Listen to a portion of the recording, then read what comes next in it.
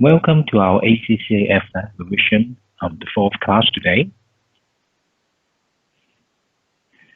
The agenda today, we will go through the working capital management, in which I will share with you about the mind map, what's the key concepts and important topics under working capital management. Next part is about the theories and discussions, which is very useful for you to study it or to prepare for the questions in section C, the long questions. Next, we will go into details for discussions on two selected past paper questions. The first one is the KXP, the other one is plots, and then it's a summary.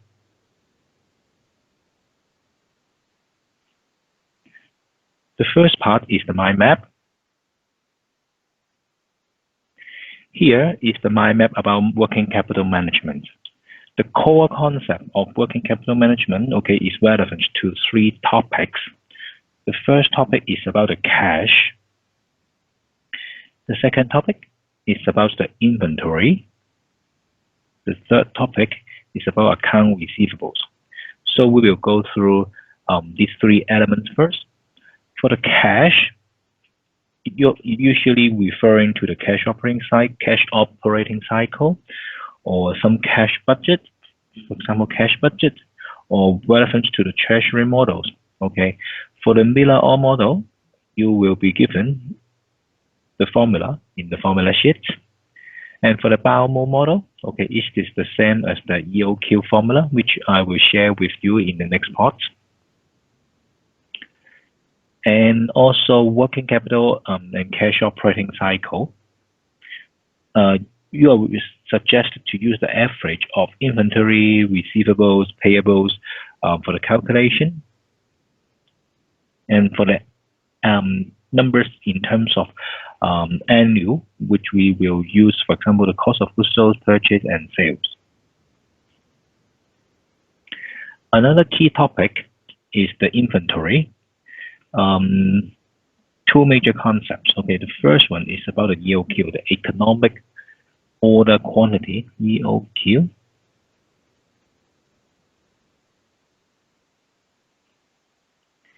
Is the economic order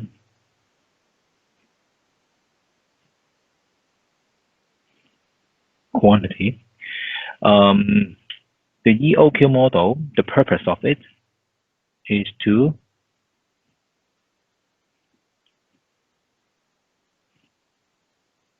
find the number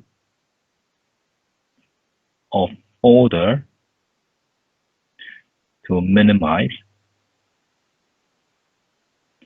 total inventory cost. What is total inventory cost means? Total inventory cost equal to ordering cost plus purchase cost plus inventory holding cost.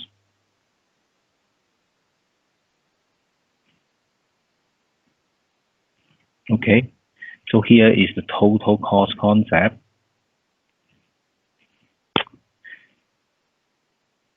So let's look at the key assumptions of the EOQ, the economic order quantity. The formula is given in the formula sheet. The first assumption is there's no quantity discount. For example, there's no bulk purchase discount.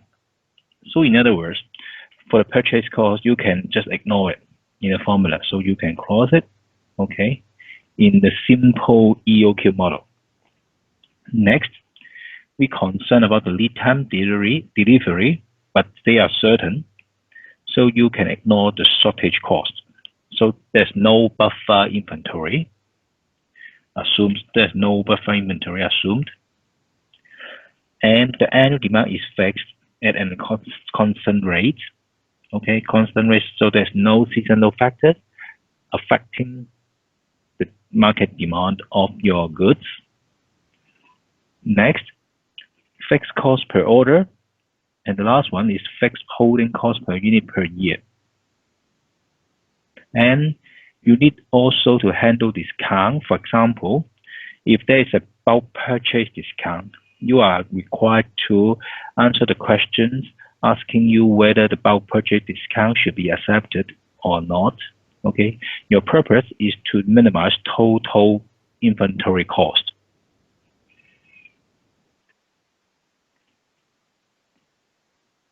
After the inventory, it is about account receivables. Four key areas you are suggested to look at. The first area is about a policy formulation. It means that the general framework on terms, for example, credit period discount and penalty charge procedures, okay, is about a policy formulation. Next is about a credit analysis. It's about how to assess the credit worthiness, how to, for example, the methods include reference from banks, trade, and rating agencies. You have to look at the balance sheet, look at the P&L, look at the sales. Third one is the credit control. What is credit control mean? What does the credit control mean? It means regular review using aging analysis, proper administration procedures for collection. Last one is about the amount due. How to collect the amount overdue. You have to agree to the procedure, include telephone call, personal visits, penalty charge, suspense credit, and last, legal. It means the procedures. First is the telephone call. Okay, the second is visits, and then penalty charge, suspension, or suspense credit. Last is the legal. Okay, and we have other areas focus to be included: factoring, invoice discounting, and early settlement account. Okay, we'll go through it as well. Okay, in our next theories and discussions. And for the account receivables, okay, for here, you are better to understand well about the trade receivable management.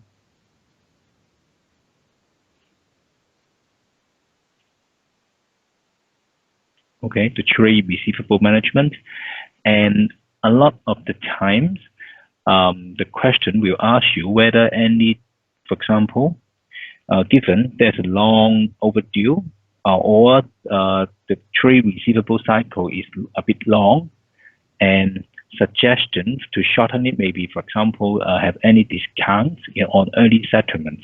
Then you have to consider, you have to work out whether the early discounts should be offered to customers in order to shorten the collection period. Sometimes it is not suggested to do so, because always remember the rule of working capital management is benefit versus cost. Okay, maybe you can save some financing charges for shorter period of working capital cycle, but you may have to pay more for the early discount given to your customer. So you have to consider whether it's more beneficial to do it or not. It's about the working capital management, and for three key elements. On the other hand, we are talking about the overtrading. So what is overtrading means? Overtrading means it is expanding, the company expanding too fast in terms of sales without proper backing from long-term capital, resulting in problem of liquidity. In other words, the company, what is other terms called is under capitalized.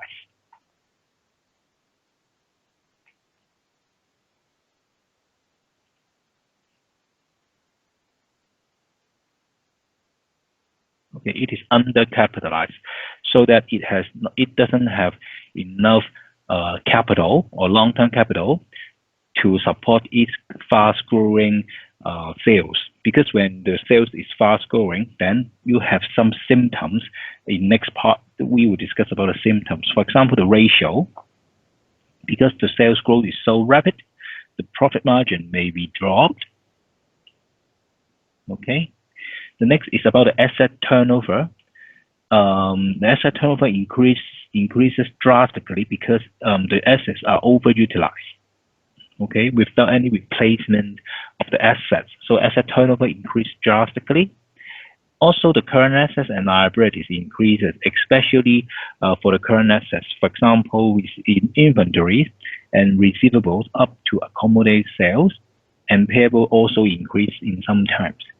Last but not the least is very important is about the liquidity ratio. For example, for the cash or overdraft, okay, you can see there may be an increase in overdraft in the bank account, or as I said, liquidity ratio like current ratio, quick ratio get deteriorated, deteriorated. Or the ratio analysis and, for example, the profit margin, the asset turnover ratio, the quick ratio, the current ratio, and also the current assets, the amount of current assets and current liabilities. All these figures can show you whether the company is in overtrading or not. So why the company has the overtrading problem? Maybe it's poor planning in the capital requirements, or error in forecasting, or poor working capital management. Okay, so all these lead to overtrading issue. And how to solve it or any curse, you have to reduce the dividend payment if your company is making profit, and dividend is one of the the dividend policy may be stating that the company needs to pay dividend. Then you have to consider whether the dividend payment should be reduced. Next, you have to raise long-term capital to support your business. Also, you need to consider any term loan instead of overdraft. And suggestion on postpone expansion plan so that your pace will get slower in order for you to take more time to restore your balance sheet situation. So it's the mind map for for the working capital management for the first part. And next part, we have two mind maps. The next part, we discuss some key concepts on working capital as well. We have different financing policies. Okay. First of all, you have to know what is the difference between permanent current assets and fluctuating current assets. Okay, so there are two terms. First one is fluctuating, and the second one is permanent current assets. Fluctuating means it is subject to seasonal factors.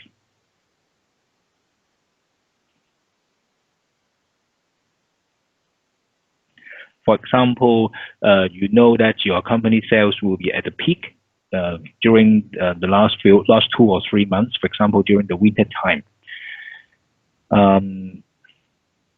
Because there's a lot of festivals or different celebration by the end of the year. So it is a norm.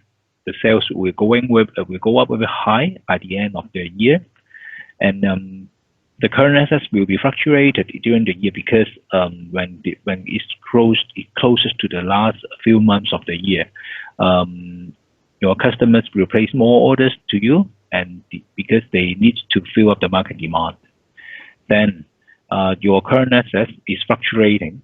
Okay, maybe the chart is here is the month, and here is the current asset or inventories plus receivables. Maybe in the first few months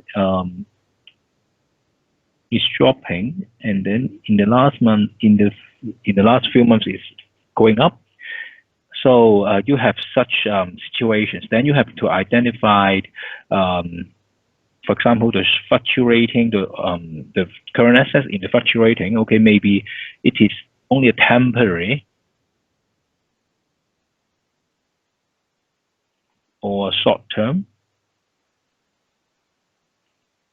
Okay, so you have to consider next part is about the matching principle, whether long-term fund or short-term fund should be financed for those temporary current asset changes. Okay, and then we do derive different financing policies. We have 3 different financing policies: aggressive, moderate, and conservative. For aggressive, okay, it's about two key terms in working capital management. Remember, the profitability versus liquidity. Okay. They are conflict with each other. If you would like to have higher profit, then your liquidity may be or will be lowered. And if you would like to have higher liquidity, then you have to give up some of the profits. You would like to have higher liquidity. So these two objectives is conflict with each other. And for the aggressive financing policy on working capital, it is looking at profit or profitability.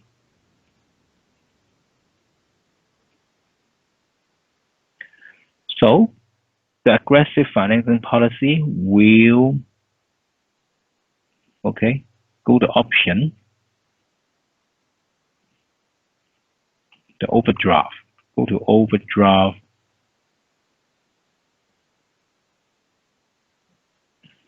Or short-term financing.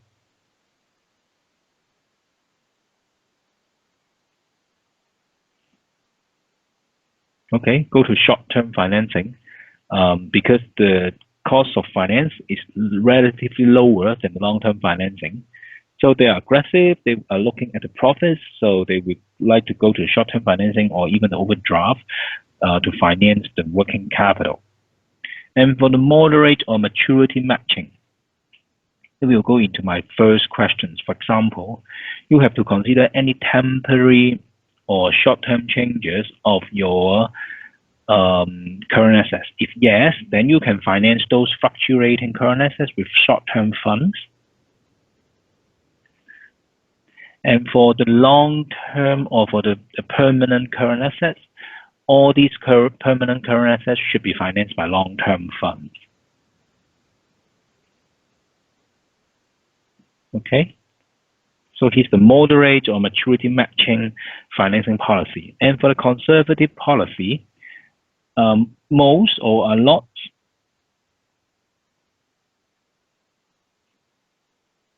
of current assets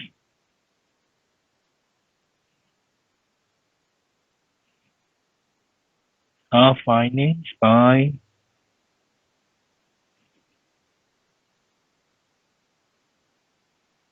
long-term fund.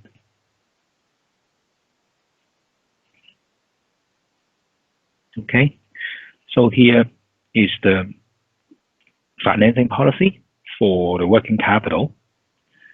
And you have to remember what is aggressive, what is the conservative, and what's the differences is especially you know the difference between fluctuating current assets and permanent current assets is much more is also an important part. So last topic in this mind map is about how to reduce working capital. How to reduce the working capital. You can reduce work AR, the account receivables, for example, by invoice discounting.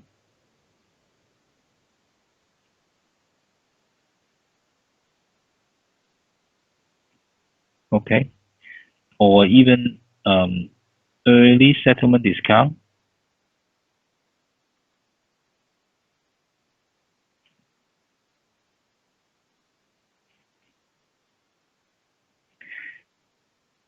These tools can help you to reduce the account receivables. And how to reduce inventory. by employing more efficient production, maybe, or just-in-time inventory management. In other words, the company is no need to keep a lot of stock, especially for example, the materials for production, because it is lined up with the supplier. Supplier will provide just-in-time supply of those materials for production. So it's one areas that we can look at how to reduce inventory.